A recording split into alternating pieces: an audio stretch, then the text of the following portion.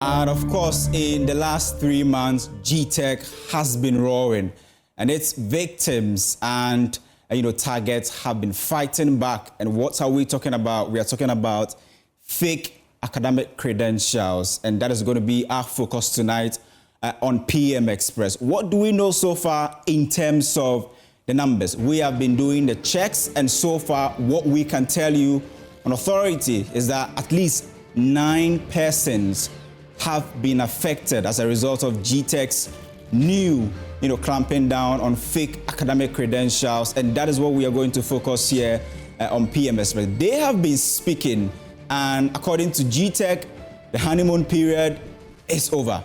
It's now time to do naming and shaming. They've been behind the scenes trying to talk to people, trying to understand and trying to have negotiations and conversation, but all to no avail. And according to GTEC, they are going on the tangent of naming and shaming of those involved in the use of fake academic credentials. What do we know so far in terms of what GTEC itself has been saying? And you have been hearing from him, Professor Abdul Jinapo. He's the boss of GTEC, and he's been saying, says that the professor is strictly for academic staff who have progressed through the academic ranks. Our emphasis is a crusade to get the public to come to terms with the fact that the honeymoon period is over. And there you have it, GTEC saying that the honeymoon period is over. And the latest,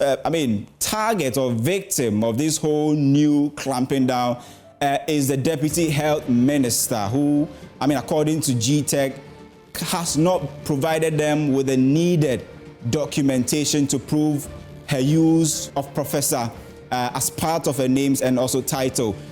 They've been fighting back in terms of her lawyers, and I spoke about at least nine people that we've been tracking so far, and 9 who have been affected. But we've decided to pick the big 6, and it's important to note that when you are talking about this whole, saga and controversy, you cannot start by not talking about Hassan Ayariga. He was one of the first persons to be questioned by GTEC on the use of a doctorate, a doctor title. And in fact, he, according to what he told GTEC, says that he said he had 3, degrees as far as that is concerned in terms of the title. 2 of them were honorary, which one he according to GTEC, he says he earned.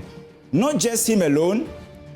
In terms of, you go to the current, government, the NDC's own, domain, they are possibly Director of Election, Deputy Director of Election, and IT also affected by this whole clamping down. According to what GTEC has been saying, he also doesn't have the supporting document to prove that he has that doctor title. He's been fighting back.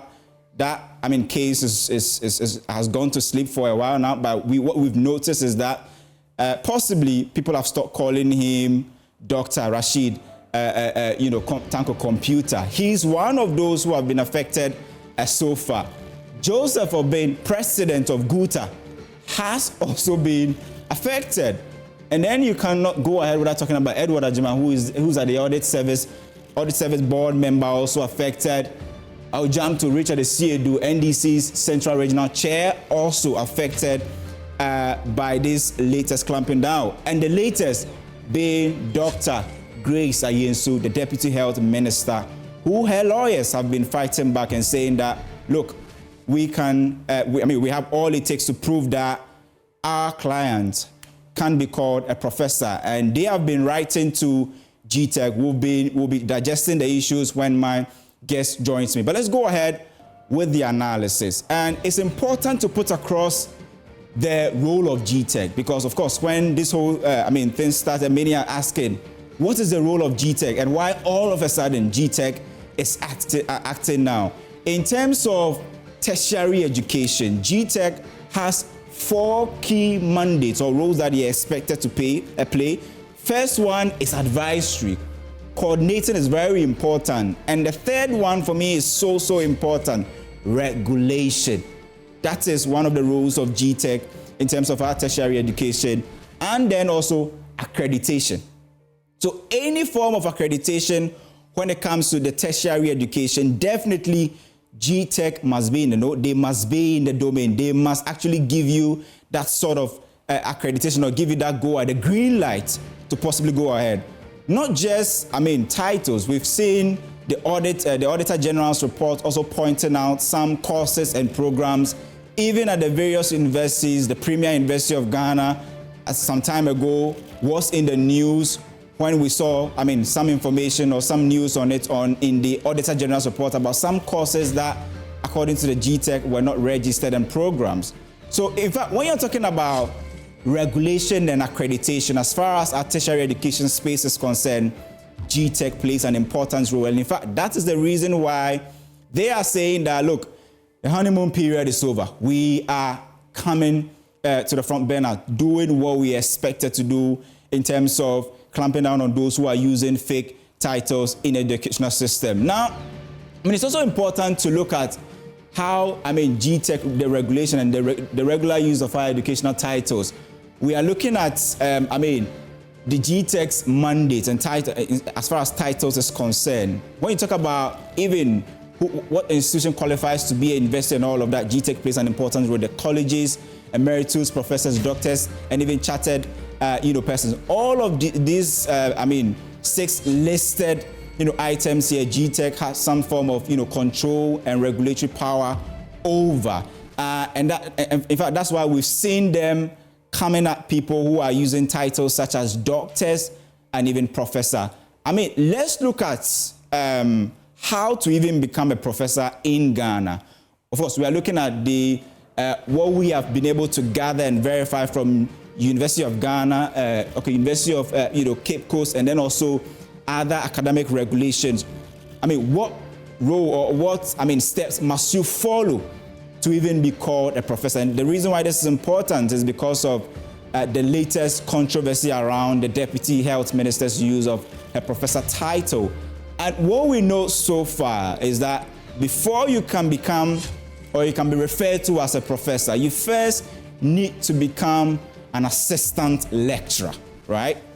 From assistant lecturer, where do you move to? You move to become a lecturer, then move to the level of a senior lecturer, of course, according to what we've been gathering from the various universities, public universities that we have in the country. Then, after you get that senior lecturer, title or level or rank, you can then decide to look at associate professor, what we usually call ASOPROF. Very, very important to see the ranks and where you need to move from in terms of the steps before you can even become a full professor.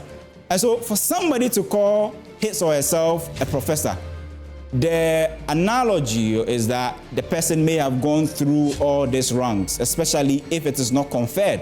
I don't know if we confer professorship, but I know of doctorates. If it's not conferred in terms of even the doctorates, the doctorate, we all know what you have to go through. You need to school for a certain period of time, your thesis and all that, very important.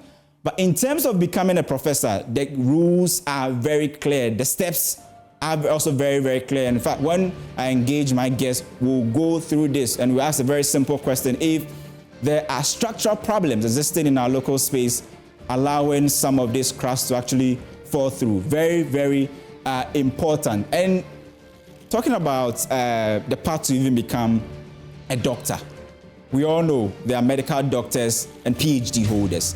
There are laid down procedures. Of course, you can never become a doctor in Ghana or anywhere around the world without having an undergraduate degree. First of all, that is very, very important. You need to have that. Then you attain any form of, graduate degree before you move to the doctorate degree, which we usually call PhD. And definitely that would depend on your ability to even defend your thesis. And so if you're calling yourself a doctor, you should have gone through all this process. You should have a thesis that you have actually defended, and an university or an institution possibly giving you that form of title, and you earning it through some of these laid down procedures. Very important there. So what we have done so far is that if you look at even becoming a professor as well as becoming a doctor, there are laid down procedures that one must actually go through in terms of attaining this academic level. But it's also important to put across GTEC's new board. Many are asking, well, especially looking at the fact that if you look at the 9 persons who have been affected so far, a significant component of them come from the ruling NDC. And many have asked, so if this is becoming really a burden to the NDC, why won't the president sack the Director General of GTEC? But what we've been able to check is that if you look at the GTECs, the laws that actually govern GTEC or actually put on board GTEC, what you, I mean, at least know is that there is a fixed term for the Director General, a term of 4 years. So the current Director General started serving somewhere around 2023. So he has 4 years more to go. Of course, definitely we know that he can be removed. But if you look at the current board that was inaugurated somewhere in May of 2025, the current Director General has a fixed term of 4 years to actually complete. And so therefore, our focus this evening is that big question. Why the fuss in terms of the war against fake academic credentials? This is PM Express.